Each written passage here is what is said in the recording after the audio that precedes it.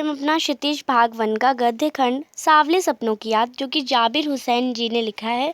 जाबिर हुसैन, सावले सपनों की याद चैप्टर आपका लिखा है। ये आपका टर्म 2 में आने वाला चैप्टर है गद्य खंड में से।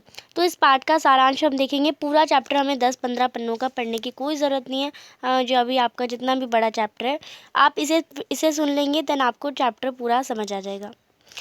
सावले सपने यानी धुंधली स्मृति, यानी जो आपकी बीती हुई स्मृति होती है, बीती हुई यादें होती हैं।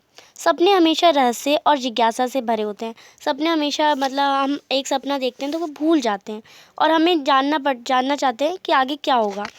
इस शीर्षक के माध्यम से हम लेखक ने सालिम अली की याद को ताज़ा बनाए रखने की कोशिश की गई है। सालिम अली जो अभी दुनिया में नहीं है, उनकी शव यात्रा, यानी जब वो ले जाए जा रहे थे, जब कोई मरता है तो उसकी शव को कंधे पे उठा के ले जाया जाता है, वैसे ही सालिम अली की शव यात्रा में सबसे आगे जो इंसान मरता है, जिसको उठा के ले जाया जाता है, वो सबसे आगे होता है। तो वैसे ही सालिम अली सबसे आगे थे। उनके पीछे सुनहरे परिंदों के खूबसूरत पंखों पर सवार सावले सपनों का एक हुजूम है। भीड़ भाड़ की जिंदगी और तनाव के माहौल से मुक्त होकर वह पक्षी के समान प्रकृति में विलीन हो रहे हैं। ऐसा होता है कि वह अपने जीवन का अंतिम गीत गाकर सदा के लिए खामोश हो गए हों, यानी वो हमेशा के लिए अब जा रहे हैं, तो वो अपना अंतिम गीत गाकर जा रहे हैं, हमेशा खामोश हो गए एकदम। उसी प्रकार जैसे मौत की गोद में गए हुए पक्षी को कोई अपना जीवन देकर भी जीवित नहीं कर सकता। अब कोई पक्षी मर रहा है तो वो हम अब अपना जीवन, तो हम अब उसे अपना जीवन तो दे नहीं सकते। अब कोई मर रहा है इंसान, तो हम उसे अपना जीवन नहीं दे सकते, हम उसे नहीं बचा सकते। वैसे ही सालिम अली को भी कोई नहीं बचा सकता था। सालिम अली का पक्षियों के प्रति मानवीय प्रेम तो था, लेकिन उनका कहना था कि हमें प्रकृति को प्रकृति की नज़र से एवं पक्षियों को पक्षी की ही नज़र से देखना चाहिए, क्योंकि वह दोनों ही स्वयं में महत्वपूर्ण है। यानी प्रकृति की नज़र से, पक्षी को पक्षी की नज़र से देखना चाहिए। पक्षियों की मधुर आवाज़ सुनकर झूम उठते थे। उनके विचार थे कि हमें पक्षियों और प्रकृतियों की सुरक्षा करनी चाहिए। पर्यावरण की शुद्धता बनाए रखने के लिए आवश्यक है कि उसे हानि नहीं पहुंचाया जाए। लेखक के अनुसार कोई प्रमाण नहीं है जब श्री कृष्ण ने वृंदावन में रासलीला रचाई। लेखक यहाँ पे कौन है? लेखक है जाबिर हुसैन। तो जाबिर हुसैन ने कहा कि कोई प्रमाण नहीं है जब श्री कृष्ण ने वृंदावन में रासलीला रचाई, गोपियों को अपनी शरारती का निशाना बनाया, कब माखन भरी पोड़ी और चूरा चूरा माखन दूध छाछ पिया, कब कुंजों में विश्राम किया और अपनी बंसी को तान से कब वृंदावन को संगीत में कर आनंदित कर दिया। कोई हमारे पास सुराग तो नहीं है।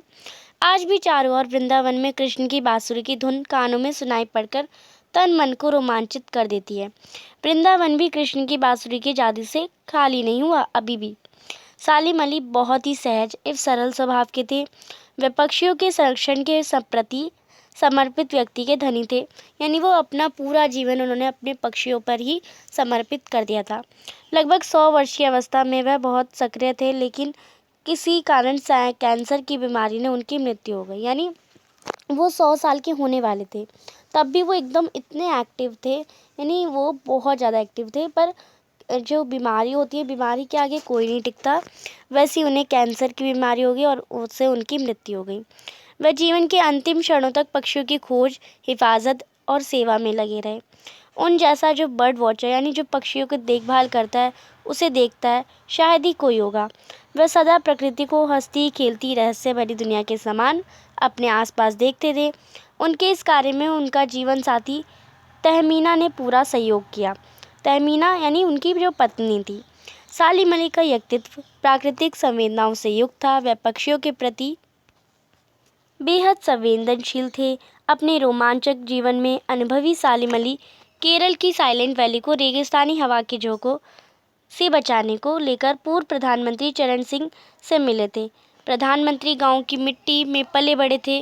वे जानते थे कि गांव की मिट्टी पर पड़ने वाली पानी की पहली बूंद का कितना महत्व होता है। यानी वो राजस्थान के गांव में से थे, तो उन्हें पानी का महत्व बहुत था। इसलिए वह सालिम अली की पर्यावरण संबंधित बातें सुनकर बहुत भावुक हो गए थे। सालिम अली का पर्यावरण के प्रति विशेष लगाव था, परंतु आज हमारे बीच वे दोनों ही नहीं है। ना प्रधानमंत्री हैं, ना सालिम अली हैं। आज सऊदी माटी पर उगी फसलों के बीच नए भारत की नींव रखने वाला कोई नहीं है। अब लद्दाख और हिमालय की बर्फीली ज़मीनों पर जीने वाले पक्षियों की वकालत कौन करेगा, यानी उनके बारे में कौन बताएगा। सालिम अली की आत्मकथा का नाम था फॉल ऑफ द स्पैरो, यानी जो फॉल ऑफ द स्पैरो, आप ये याद रखेंगे, ये क्वेश्चन ज़रूर आता है। क्या उनकी आत्मकथा का नाम था? तो fall of sparrow. D.H. Lawrence की मृत्यु के बाद लोगों ने उनकी प्रीता, अब जो D.H. लॉरेंस थे वो भी सालिम अली की तरह एक बर्ड वॉचर ही थे।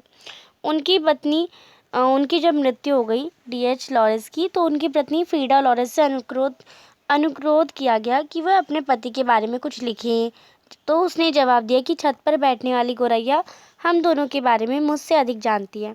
यानी जटिल प्राणियों के लिए सालिम अली एक पहेली बने रहेंगे। बचपन के दिनों में सालिम अली के हाथों गलती से गोरैया घायल हो गई थी। उसी दिन से वह पक्षियों की विशेष रुचि लेने लगे। इस घटना ने ही उन्होंने पक्षियों का सेवक बना दिया और वह लॉरेंस की तरह लंबी दूरबीन लटकाए जगह जगह पक्षियों की तलाश करते रहे। वह खोजपूर्ण नतीजे अपने रचनाओं के द्वारा देते रहे। तो आपको ये घटना भी याद रखनी है कि किस घटना से उन्होंने अपना पूरा जीवन पक्षियों के प्रति समर्पित कर दिया, तो उनसे गोरैया घायल हो गई थी। आगे शब्द भंडार है। शब्द और अर्थ। शब्द यानी परिंदे का अर्थ हो जाएगा पक्षी। अथाह यानी बहुत गहरा। हुजूम यानी जनसमूह, भीड़। वादी यानी घाटी। ययावरी यानी घुमक्कड़ी। सौदी यानी सुगंधित, मिट्टी पर पानी पड़ने से उठने वाली गंध। सुराग यानी खोज। शोक यानी तेज, चंचल। हिदा यानी निर्देश। सोता यानी झरना। शब्द यहाँ पे और दे रखे हैं आपको। नैसर्गिक यानी सहज, स्वाभाविक। गढ़ना यानी बनाना। पलायन यानी दूसरी जगह चले जाना या भागना। हरारत यानी उष्णता या गर्मी, गर्मी याद कर लेंगे। समर्पित यानी किसी के ऊपर अर्पित होना, समर्पित होना। काया यानी शरीर। शती यानी 100 वर्ष का समय। प्रतिरूप यानी बिल्कुल वैसा ही, जैसे बिल्कुल जैसा दिखता है वैसा ही। अथाह यानी बहुत गहरा। और वकालत करना यानी पक्ष लेना किसी का। अब यहाँ पे कुछ शाब्दिक परिभाषाएं दे रखी हैं जो कि आपको याद रखनी है। प्रसिद्ध पक्षी जो विज्ञानी सालिम अली का जन्म 12 नवंबर 1896 में हुआ और मृत्यु 20 जून 1987 में हुई। तो ये आप डेट याद कर सकते हैं। उन्होंने फॉल ऑफ द स्पैरो नाम से अपनी एक आत्मकथा लिखी है जिसमें पक्षियों से संबंधित रोमांचक किस्से हैं। एक गोरैया का गिरना शीर्षक से इनका हिंदी अनुवाद नेशनल बुक ट्रस्ट ने प्रकाशित किया है।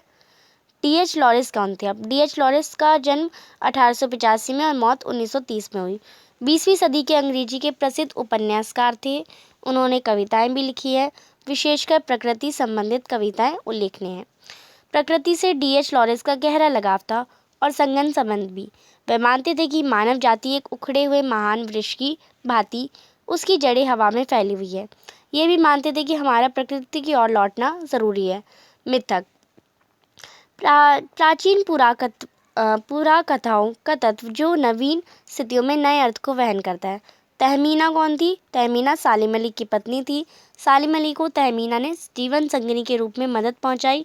तहमीना का सालिम अली के जीवन में विशेष स्थान था। तो ये कुछ बातें आज हमने पूरे चैप्टर का अर्थ समझ के पढ़ी है। तो ये जो आपको चैप्टर अच्छा लगा, आगे हम इसके क्वेश्चंस आंसर करेंगे, जिसमें सबसे पहले हम एक जो MCQ क्वेश्चन होंगे वो करेंगे, क्योंकि आपके कुछ MCQ क्वेश्चंस भी आएंगे।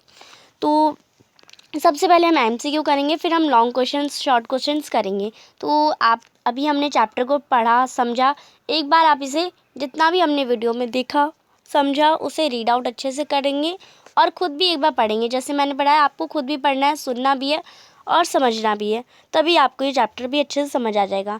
हिंदी है, बहुत आसान है। चैनल को अभी तक सब्सक्राइब नहीं किया है तो प्लीज़ चैनल को सब्सक्राइब ज़रूर करें, ज़्यादा से ज़्यादा दोस्तों के साथ शेयर करें और ये वीडियो अच्छी लगी तो इसे लाइक और शेयर ज़रूर करिएगा। Thanks for watching you. Bye bye guys.